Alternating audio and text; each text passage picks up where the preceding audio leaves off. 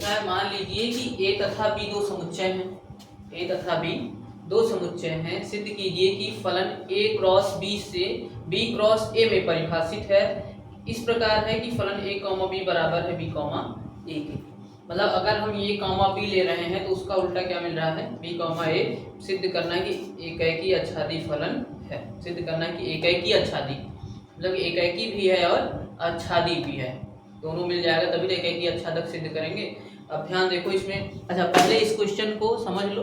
यहाँ दिया क्या है, फलन जो दिया गया है, फलन दिया गया है ए क्रॉस बी से बी क्रॉस ए में। अब यहाँ पर थोड़ा सा अंतर, पहले वाले में फलन पढ़ते थे एफ आर से किसमें, आर में, यही तो पढ़ते थे ना। यहाँ लेकिन जो फलन बताया गया ए क्रॉस बी से बी क्रॉस ए, ये एक समुच्चय ए क्रॉस बी क्या होता है, बी क्रॉस ए क्या होता है, वो हम एक बार भी बता दे रहे हैं। और फलन जो दिया गया है ए कॉमा बी बराबर है किसके, बी कॉमा ए के।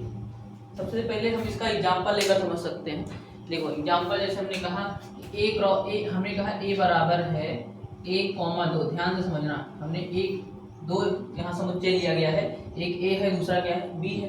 तो ए बराबर हमने लिया ए कॉमा दो, हमने बी बराबर ले लिया 3 कामा 4। एग्जाम्पल से समझ लेना फिर आगे बताएंगे। 1 कॉमा 2 है, 3 कॉमा 4 है, तो ए क्रॉस बी क्या मिलेगा, ए क्रॉस बी, ए क्रॉस बी तुमको मिलेगा 1 कॉमा 3 1 कॉमा 4, 2 कॉमा 3 और 2 कॉमा 4। ये ए क्रॉस बी निकला है, ए क्रॉस क्या निकला है बी। अब बी क्रॉस ए क्या निकलेगा, B cross A, B cross A, B cross A निकालोगे तो यहाँ देखो बी से ए में 3 कामा 3 कामा 1 4 कामा 3 कामा 2 4 कामा 1 और 4 कामा 2, मतलब ये ए क्रॉस बी हो, ये बी क्रॉस ए है। अब यहाँ ध्यान समझना, हम इसका डायग्राम बना रहे हैं, ध्यान समझो। हमने कहा ये है ए क्रॉस बी, ये क्या है संबंध कैसे है, ए क्रॉस बी से बी क्रॉस ए में, तो ए क्रॉस बी है और ये कौन है बी क्रॉस ए। ये इस प्रकार परिभाषित फलन है, यही तो है ऊपर, है ना। अब ए क्रॉस बी में क्या आया है, ए क्रॉस बी में आया 1 कामा 3 पहला अवयव, 1 कॉमा 4 2 कॉमा 3 और 2 कॉमा 4, ठीक है।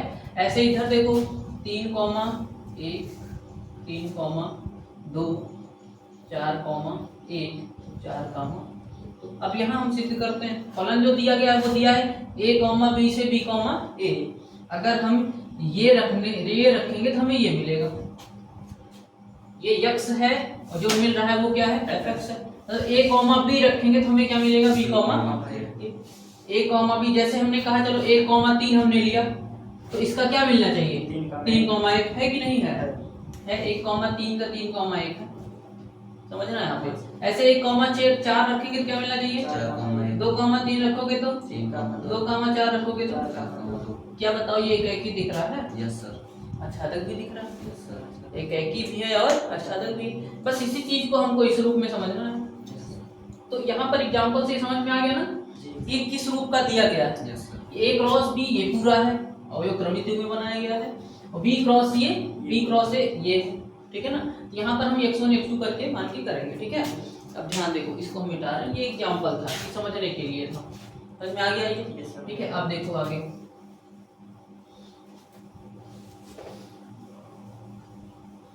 जैसे करते आए हैं वैसे करेंगे हम लोग, ठीक है। हमने कहा हम एकैकी सिद्ध करते हैं, पहला एकैकी के लिए, ठीक है, एकैकी के लिए। अब एकैकी के लिए अब देखो यहाँ पर मानते कैसे हैं, यहाँ पर ऐसे मानेंगे ए क्रॉस बी है तो इसका मतलब A1 comma B1 comma A2 comma B2 belong कर रहा है किसमें ए क्रॉस बी में।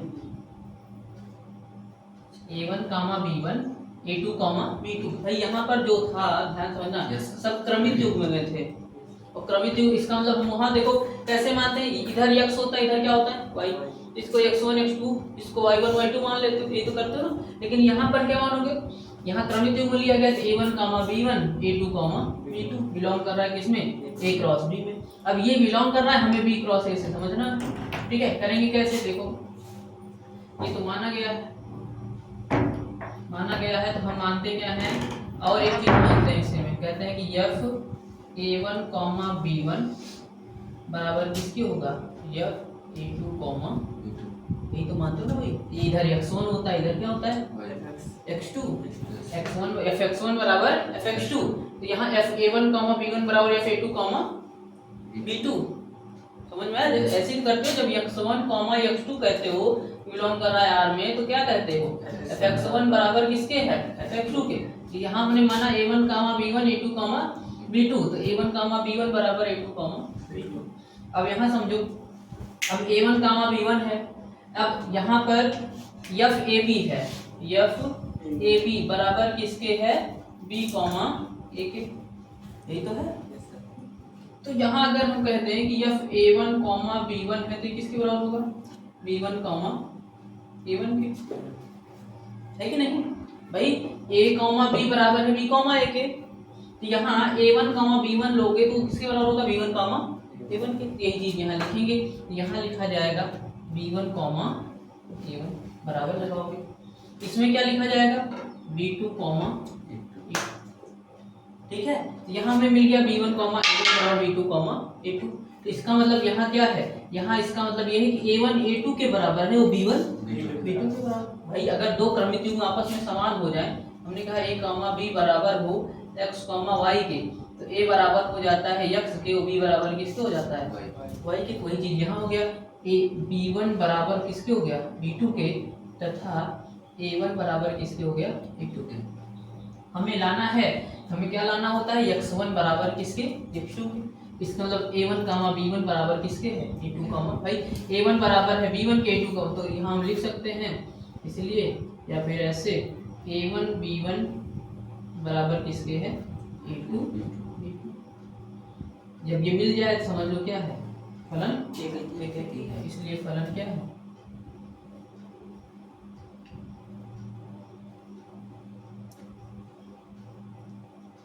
एक ही फलन। यहाँ तक क्लियर हो गया, ठीक है ना। अब हम बात करेंगे किसकी, अच्छादक की। अच्छादक में क्या मानते हो कि y है, y बराबर किसके है, fx के है, fx क्या है, b कॉमा a, यही तो करके चलते ना।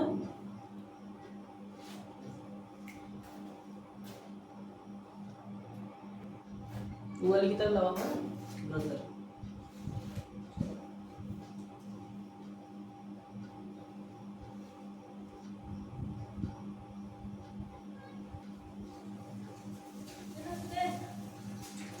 अच्छादक के लिए, अच्छादक में क्या करते हैं, ध्यान सुनो। यहाँ पर हम इसको इस प्रकार y को मान नहीं सकते हैं, ध्यान समझना, y बराबर fx के रूप में तो हम बदल नहीं सकते हैं। यहाँ हमें डायरेक्ट लिखना पड़ेगा, डायरेक्ट लिखना पड़ेगा भाई, क्यों, क्योंकि यहाँ पर ये चीजें अभी हमने एग्जाम्पल से भी समझी थी, अभी हमने एग्जाम्पल से समझी थी। हम डायरेक्ट लिख लेंगे यहाँ पे, यहाँ लिखेंगे कि सह प्रांत के सभी अवयवों का, हम यहाँ लिखेंगे सह प्रांत के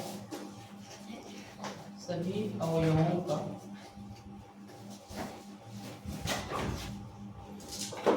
पूर्व प्रतिबिंब,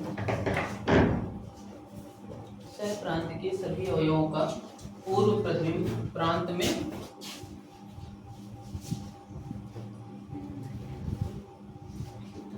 विद्यमान है, अतः फलन क्या होगा, अच्छा फलन,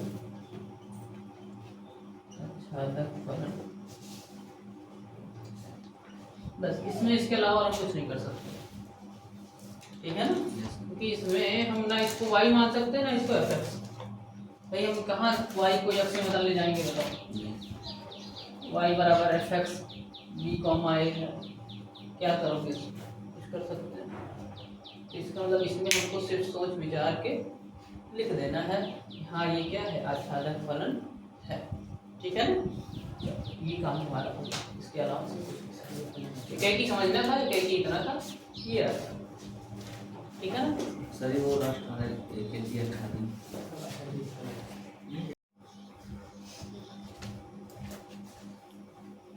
ध्यान देखा, क्वेश्चन नंबर 9, क्वेश्चन नंबर 9 में fn बराबर देखो क्या दिया है, fn बराबर दिया गया है n+1/2 n/2, यदि n क्या है, यदि n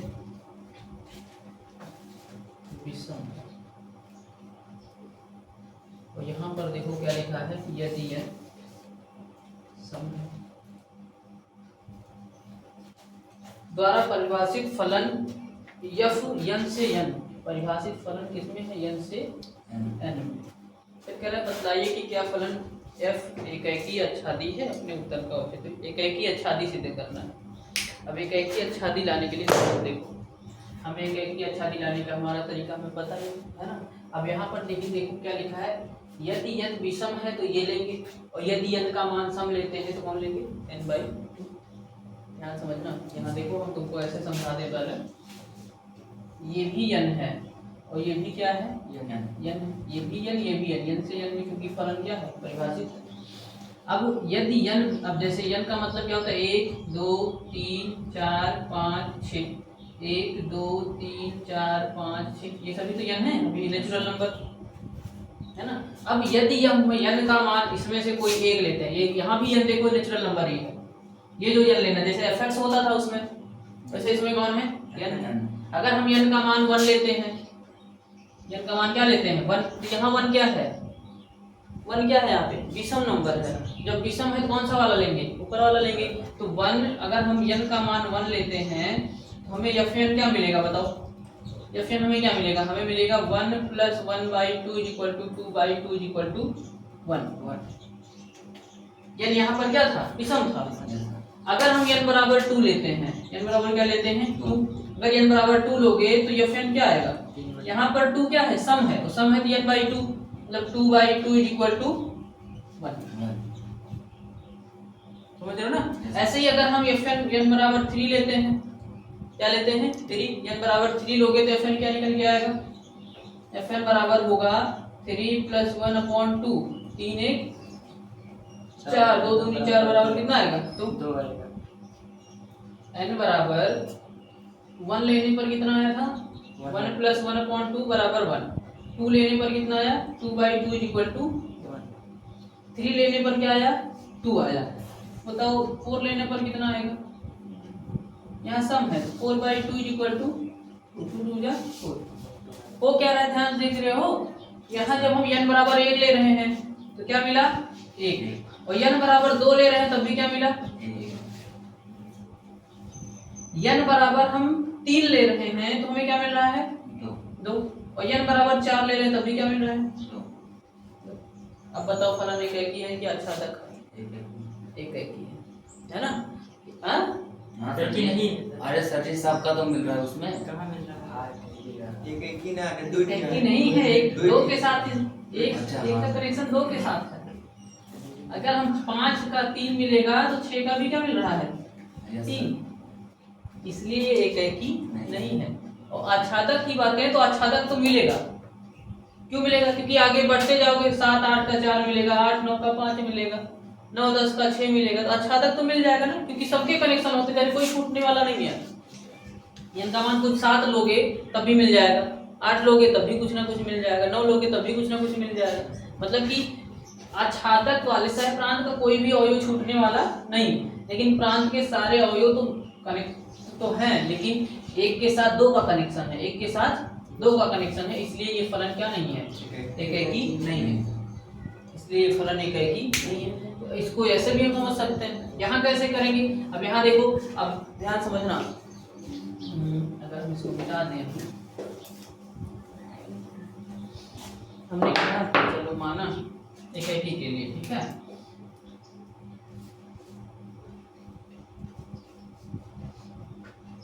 एकाकी के लिए हम अब यहाँ n है, हम n1 n2 मान लेते हैं। क्या मान लेते हैं, n1 n2। हमने कहा n1, n2 बिलोंग करता है किसमें, कैपिटल N में, तथा n1 बराबर किसके है, n2, ठीक है। लेकिन यहाँ पर कंडीशन 2 बनेगी। कैसी कंडीशन, अब ये n1 n2 तो n में है, एक n1 होगा सम संख्या का, एक n1 है और n2 है, ध्यान समझना। अगर 1 लेते हैं मान लो वो विषम है, और 2 लेते हैं तो क्या है, सम है। ये तो हुआ ना। अगर 1 और 2 यहाँ n1 हम ऐसा मान लेते हैं कि n1 सम है। यहाँ देखो ऐसे मानेंगे तो गलत हो जाएगा, समझ नहीं पाओगे। यहाँ हमें लिखना चाहिए कि माना n1 विषम तथा n2 सम है, हमें ऐसे मानना चाहिए। n1 क्या है, विषम है, तथा n2 क्या है, सम है। अब जब इसका मान जब f1 बराबर f n1 बराबर f n2 अगर हम करते हैं, ध्यान देखो जब हम n1 लेने जाएंगे तो n1 वाला कौन सा है, विषम है ना, विषम वाला ये लेंगे तो लिखेंगे क्या यहाँ पे, यहाँ लिखा जाएगा n1 + 1/2। n2 वाला जब लेने जाएंगे, n2 वाला लोगे तो यहाँ लिखोगे n2 बटे में 2 से 2 क्या हो गया, कट गया। हमें क्या मिला, n1 + 1 बराबर n2, n1 + 1 बराबर n2। इसका मतलब n1 नॉट इक्वल टू किसके, हो रहा है ना ऐसा भाई। यहाँ लास्ट में अब n1 + 1 बराबर n2 है, इसलिए फलन क्या है, एक एकी नहीं है। तो एक एकी नहीं है तो एग्जाम्पल क्या दोगे, उदाहरण हमें क्या मानना चाहिए, हमने कहा चलो n1 बराबर हमने मान लिया 1, n2 बराबर हमने क्या मान लिया 2, तो n1 क्या निकलेगा, n1 इसमें रखोगे तो 1 धन 1 बटे 2, n1 मतलब कि f1, और जब 1 रखोगे तो 1 विषम है, 1 विषम है तो विषम वाला लोगे। 1 + 1/2 = 2/2 कितना आएगा, 1 है। जब n2 निकालोगे तो f2 लोगे, है ना। जब f2 लोगे तो 2/2 करोगे, n/2 2/2 से 2 कट गया, कितना आया, ये दोनों बराबर आए, लेकिन ये दोनों बराबर नहीं, इसलिए फलन क्या लिखेंगे, क्योंकि f(n1) बराबर है f(n2) के, लेकिन n1 not equal to n2, इसलिए फलन एक एकी नहीं है। अब समझिए नहीं समझिए, एक एकी वाली समझ में आ गई। ये लिख लो, थोड़ा सा वो बड़ा है इसलिए इसको मिटा के हम करेंगे, एक बार इसको कर लो और समझ में आएगी। हाँ भैया हमें ऐसे करेंगे, चलो एक एकी हो गया। अच्छा तक के लिए देखो,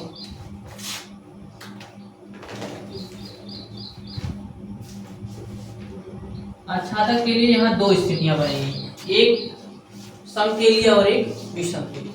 अगर हम कहें कि एक बार यह सम है, अच्छा यहाँ एक चीज और बता दे तुमको, अगर हम विषम संख्या की बात करें तो विषम संख्या कैसे बनती है पता है, पहले अच्छा 1 होता है, फिर क्या आता है 3, फिर क्या आता है 5। विषम संख्या ऐसी तो आती है, इसका मतलब विषम संख्या जो होती है वो 2x + 1 से बनती है। किससे बनती है,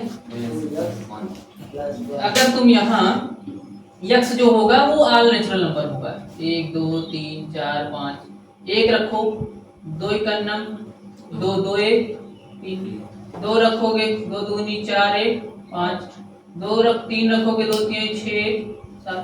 ये एक फॉर्मूला है विषम नंबर का, x का मान कोई भी नेचुरल नंबर रखोगे तो तुमको विषम संख्या क्या हो जाएगी, मिल जाएगी।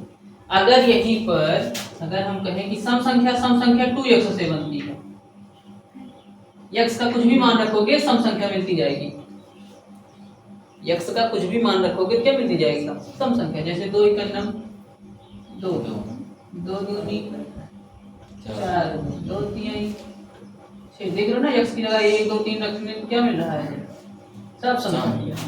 इसका मतलब ये जो 2x है वो सम संख्या को रिप्रेजेंट करता है, और ये क्या इसको रिप्रेजेंट करता है, विषम संख्या को।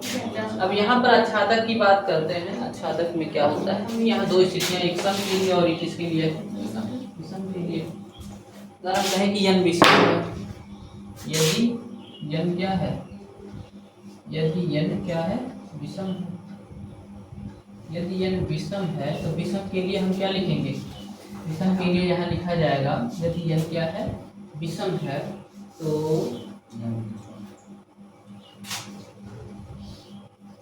देखो y बराबर किसके होता है, fx, y बराबर किसके होता है, fx के। अब यहाँ हम ध्यान देखना, यही हमारा y है, ठीक है, y बराबर है fx के, तो y बराबर यहाँ fx का ना लिख के हम क्या लिखने वाले हैं, n, क्या लिखने वाले हैं, n। अब n क्या है, यहाँ पे विषम है, n जब विषम है तो y बराबर क्या मिलने वाला है बताओ, n विषम है तो n + 1 क्या मिलेगा 2, y विषम है क्या मिलेगा, n + 1 में 2। ठीक है, तो यहाँ अगर हम आगे बढ़े, यदि n विषम है तो y बराबर fn upon y equal to n plus 1 upon, इसको सॉल्व करोगे तो क्या आएगा 2y बराबर n प्लस 1। यहाँ से n की वैल्यू क्या निकलेगी 2y माइनस 1। n बराबर क्या निकला 2i माइनस 1। अब यहाँ ध्यान समझना 2i माइनस 1 भी विषम संख्या को रिप्रेजेंट करता है। कैसे? जैसे देखो, अगर हम कहें कि 2i माइनस 1 है तो y का मान अगर हम 1 रखते हैं, क्योंकि यहाँ नेचुरल नंबर से नेचुरल नंबर में परिभाषा है, ध्यान समझना, y का मान 1 रखोगे तो क्या आएगा 2 एकन्नम 2, 2 में से गया 1। यहाँ y का मान 2 रखोगे तो कितना आएगा 2 दूनी 4 में से गया 3, 2 गुणे 3 रखें 2 3 6 में से गया 5 मिल रहा है ना। ये भी तो एक क्या मिल रहा है विषम संख्या। जब हम n विषम ले रहे हैं तो y भी n का मान रखने से भी क्या n आ रहा है, विषम आ रहा है नहीं आ रहा है। यहाँ ध्यान समझने का प्रयास करो, y बराबर हमने fn माना और n यहाँ पर विषम है तो विषम वाला हमने लिया n प्लस 1 अपॉन में 2।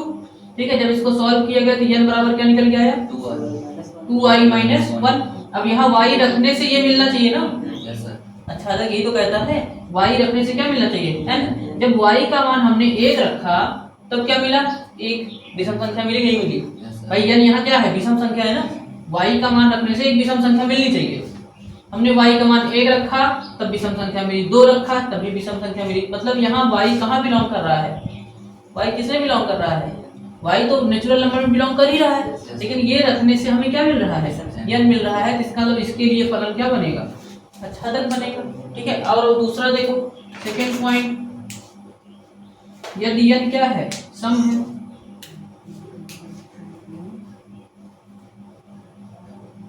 अगर हम यदि n को सम लेते हैं तब y बराबर क्या होगा fn। अब यहाँ जब y बराबर fn होगा तो fn का मान क्या लेंगे हम n अपॉन 2। जब n अपॉन 2 लोगे तो n बराबर क्या निकल गया पता है 2i। 2 का y से क्या हो गया मल्टीप्लाई। अब y का कुछ भी मान रखोगे 2 से मल्टीप्लाई होगा तो सम संख्या ही तो बनेगी। तो n का मान क्या आएगा एक सम संख्या आएगी। मतलब कि यहाँ पे ध्यान समझो, यहाँ ये x है और ये क्या है y है, ये भी n है ये भी n है, 1 2 3 4 5 1 2 3 4 5 ऐसे डॉट डॉट डॉट बढ़ता जाएगा। हम यहाँ देखो n का मान जब विषम ले रहे थे, विषम लेने से भी क्या मिल रहा था विषम नंबर मिल रहा था। विषम लेने से क्या मिल रहा था विषम नंबर मिलेगा, क्योंकि 3 लेने से क्या 3 दूनी 6 में से गया 5, 3 लेने से 5 मिल रहा था ना, 3 लेने से क्या मिल रहा है 5 मिल रहा है। 2 ले रहे हैं तो 2 लेने से, अगर 1 ले रहे हैं तो 2 एकन्नम 2 ले रहे हैं तो 2 एकन्नम 2 दूनी 4। यहाँ समझो पहले n बराबर है 2i के और यहाँ n बराबर है 2i माइनस 1 के। y का मान हमने कहा 1 रखो, 1 रखोगे तो यहाँ क्या मिलेगा n बराबर 2 इंटू 1 माइनस 1 बराबर 2 एकन्नम 2 में से गया 1। अगर यहाँ y बराबर 1 रख रहे हैं तो n बराबर 2 गुणे 1 बराबर कितना आया 2। मतलब कि 1 भी इसमें है और 2 भी इसमें है। इसका मतलब n का 1 का कनेक्शन 1 के साथ भी और 1 का कनेक्शन किसके साथ है 2 के साथ। अगर हम कहें कि y बराबर हम 2 ले लें, 2 लोगे तो n बराबर क्या निकल गया 2 दूनी 4 माइनस 1 बराबर 3 और n बराबर हम यहाँ इसके लिए भी ले लें सम वाले के लिए तो 2 दूनी कितना निकल गया 4। मतलब 3 का कनेक्शन यहाँ y बराबर जब 2 ले रहे हैं, y बराबर क्या ले रहे हैं 2, y का बराबर 2 ले रहे हैं तो सम के लिए विषम के लिए 3 मिल रहा है और सम के लिए क्या मिल रहा है 4 मिल रहा है। मतलब कि कोई भी नंबर यहाँ 3 लेंगे तो 5 मिलेगा और क्या मिलेगा 6 मिलेगा, 4 लेंगे तो 7 मिलेगा और क्या मिलेगा 8 मिलेगा। मतलब सारे के कनेक्शन बनते चले जाएंगे। इसका मतलब यहाँ ये फलन क्या है आच्छादक है। इन दोनों कंडीशन से समझ में आ गया। मतलब सम नंबर भी नहीं छूट रहा है और विषम नंबर भी नहीं छूट रहा है। नेचुरल नंबर में सम विषम दोनों होते हैं ना तो सम छूट रहा है और ना ही विषम छूट रहा है, इसलिए ये फलन क्या बनेगा आच्छादक बन जाएगा। यहाँ क्या लिखेंगे हम, क्योंकि सह प्रांत के सभी अवयवों का पूर्व प्रतिबिंब प्रांत ए में विद्यमान है अतः फलन आच्छादक फलन। समझ ही नहीं समझ थोड़ा इसको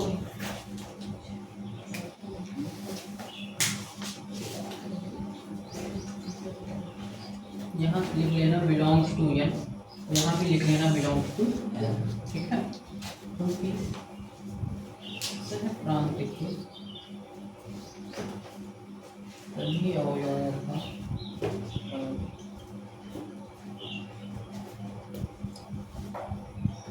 पूर्ण प्रतिबिंब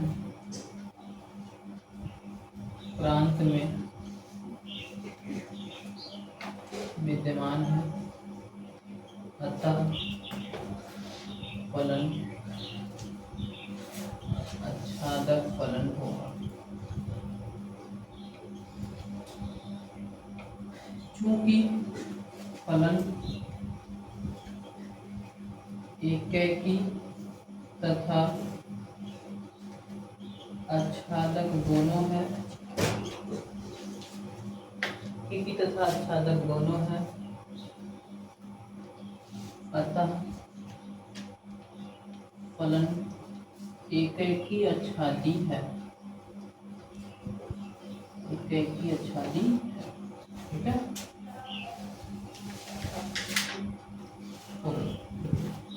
सर जी एक की कारण नहीं आए। क्वेश्चन नंबर 10, मान लीजिए कि a बराबर है r minus three. r minus three समझ रहे हो, पूरा रियल नंबर जो है -3 मतलब इसमें 3 नहीं लेना है ना। फिर लिखा है b बराबर r माइनस 1 नहीं लेना है, पूरा रियल नंबर b में रहेगा, लेकिन 1 देखो यहाँ पर समझो, इसको समझ लो पता चलता है। क्या लिखा है r माइनस 3 है ना, ये a बराबर है और b बराबर क्या दे रखा है r माइनस 1। मतलब कि जब हम यहाँ रियल नंबर ले रहे हैं, ठीक है ना, उसमें 3 और 1 नहीं है और पूरा रियल नंबर विद्यमान है। समझ रहे हो ना। चलो आगे क्या कह रहा है, फलन दिया है f(x) बराबर x minus 2 upon x minus 3। फलन जो दे रखा है, फलन है f(x) बराबर x minus 2 upon x minus 3, ये फलन दे रखा है। ठीक है, आगे कंडीशन क्या है, द्वारा परिभाषित फलन जो है a से b में है। फलन परिभाषित कहाँ से कहाँ है, फलन है a से b में। एक मतलब कि एक a दिया है, दूसरा समुच्चय क्या है b, ये a है और ये क्या है b है, और a और b दो हैं, a और b जो हैं वो r तो है लेकिन उसमें 3 नहीं है, और b में r है लेकिन उसमें क्या नहीं है, वन पूरा रियल नंबर है, a भी पूरा रियल नंबर, लेकिन उसमें कौन नहीं है, 3 नहीं, इसमें 3 नहीं है और इसमें 1 नहीं है, लेकिन पूरा रियल नंबर। समझ गए नहीं समझ गए। सिद्ध क्या करना है हमें कि क्या f एकैकी तथा आच्छादक है, हमें बताना है कि क्या एकैकी है कि आच्छादक है। चलो देख लो, सब कुछ वही कंडीशन है, मानेंगे एकैकी के लिए, है ना। एकैकी के लिए जब एकैकी बात आती है तो हम क्या मानते हैं, माना क्या मान लेते हैं भाई, दो अवयव है, एक है x1 दूसरा क्या है x2। x1 x2 कहाँ बिलोंग करेगा, a में। आगे कौन है, a है ना, x1 x2 कहाँ बिलोंग कर रहा है, a में। जब x1 x2 a में बिलोंग करता है तो हम कहते हैं तथा f(x1) किसके बराबर है, f(x2) के।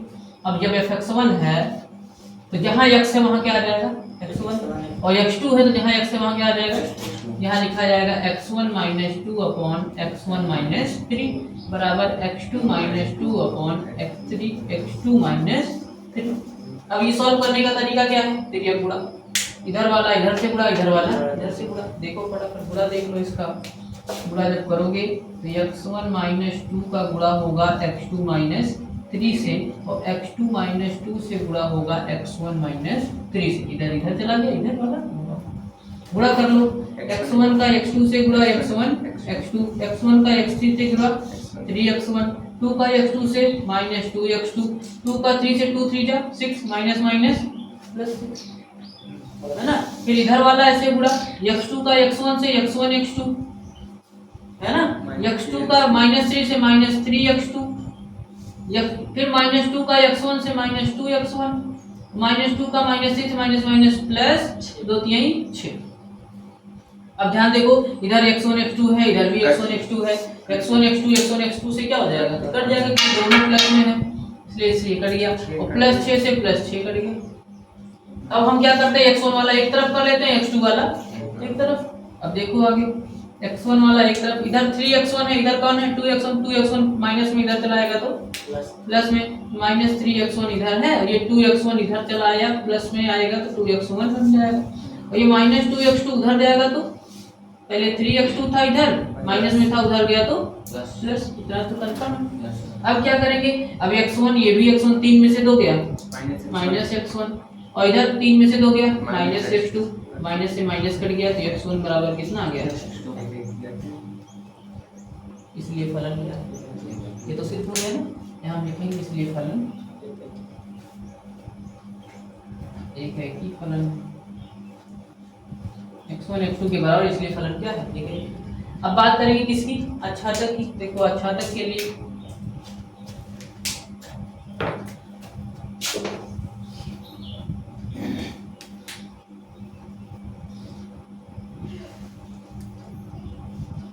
अच्छादक के लिए ठीक है कि दूषित हो गया। अच्छादक में y बराबर क्या मानते हैं, माना y बराबर किसके हैं, fx के हैं।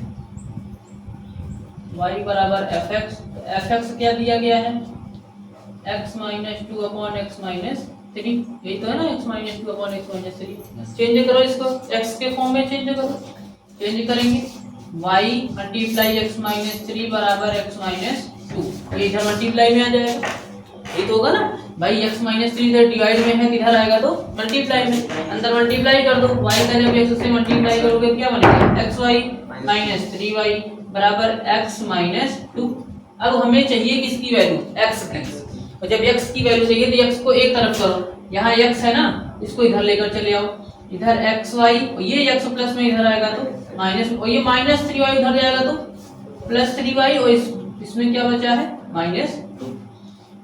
दोनों में x क्या हो जाएगा, कॉमन, x कॉमन हुआ तो y माइनस क्या बचा 1, जब y माइनस 1 बचा तो इधर कौन है 3y माइनस 2। अब y माइनस मल्टीप्लाई में उधर जाएगा तो डिवाइड में, x बराबर क्या हो जाएगा 3y माइनस 2 अपॉन में y माइनस 1। क्लियर, कोई दिक्कत नहीं आता। अब x की वैल्यू आ गई, x की वैल्यू आने के बाद हमें क्या करना होता है, हमें विचार करके काम करना होता है। विचार क्या करना है, हमें y रखना है, हमें क्या मिलना चाहिए, x मिलना चाहिए। अच्छा एक चीज यहाँ देखो, y माइनस क्या लिखा है 1, y का मान क्या नहीं लेना है हमें, y का मान क्या नहीं ले सकते हम, b ही तो y है, b ही क्या है y है, और b ही y है तो y में हम क्या नहीं ले सकते हैं 1, क्योंकि 1 लेंगे तो 1 में से बन गया 0, नीचे क्या आ जाएगा 0, इसलिए 1 यहाँ हम नहीं लेंगे। और क्वेश्चन भी कह रहा है कि 1 हमें नहीं लेना, और सारे रियल नंबर क्या कर लेने हैं 1 वैसे भी नहीं लेंगे हम, y नॉट इक्वल टू किसके होगा 1 के। अब y का मान अदर मान कुछ भी रखो, हम 2 रखते हैं, 2 में से एक गया 1, 2 यहाँ 3 दूनी 6 में से 2 गया 4, 4 बटे 1 4 आया, x का मान कितना आया 4, क्या 4 इसमें मिलेगा, मिलेगा। सिर्फ 3 नहीं मिलना चाहिए बस, हमें क्या नहीं मिलना चाहिए 3, क्या 3 मिलेगा कहीं इसमें, 3 मिल, देखो 3 तब मिलेगा अगर नीचे 2 आ जाए ऊपर 6 आ जाए, नीचे 2 आ जाए ऊपर क्या आ जाए 6, तो 2 3 6 है ना। तो y का मान अगर हम 3 ले तो 3 में से 1 गया 2, और यहाँ 3 3 9 में से 2 गया 7, 7 बटे कितना आया 3 है ना। नीचे अगर 2 आए, नीचे क्या आए 2 लेकर आते हैं, देखो 2 कब आएगा 3 लेंगे तभी तो 2 आएगा, और 2 ऊपर आ रहा है 7, इसका मतलब 3 तब भी नहीं मिलेगा, मतलब 3 नहीं मिलने वाला है। जब 3 नहीं मिलेगा तो इसका मतलब क्या हो सकता है यहाँ, ये अच्छादक हो सकता है भाई, 3 नहीं होना चाहिए ना, 3 नहीं है, 3 से मतलब नहीं, एक भी, अब y में 1 नहीं होना चाहिए तो y लिखिए। अब देखो हमें y से मतलब है, अब a से मतलब नहीं है, y मतलब यहाँ पर क्या है सह प्रांत है, और सह प्रांत के सभी अवयवों का संबंध किससे होना चाहिए, प्रांत से होना चाहिए। तो एक सह प्रांत में नहीं है, तो हमने कहा एक हम ले भी नहीं सकते हैं, क्योंकि एक में से एक रखेंगे तो 0 आ जाएगा, नीचे नॉट डिफाइंड हो जाएगा। एक वैसे भी हम नहीं ले रहे हैं, और सारे मान हम लेंगे, और सारे मान रखने से x का कुछ ना कुछ मान तो मिलेगा ही, वो सब किसके अंतर्गत आएगा रियल नंबर में, और रियल नंबर में आए तो इसका मतलब उसका कनेक्शन उसके साथ है। यहाँ क्या लिखेंगे, सहप्रांत के सभी अवयवों का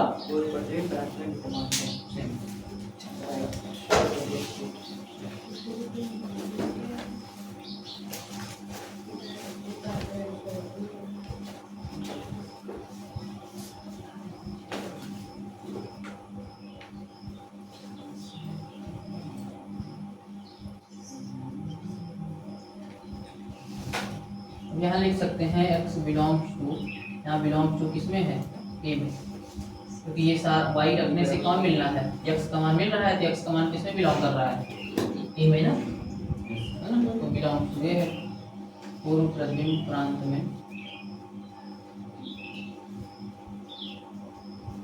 विद्यमान है अतः फलन आच्छादक फलन है। हो गया भैया, ठीक है ना? चलो कर लो इसको।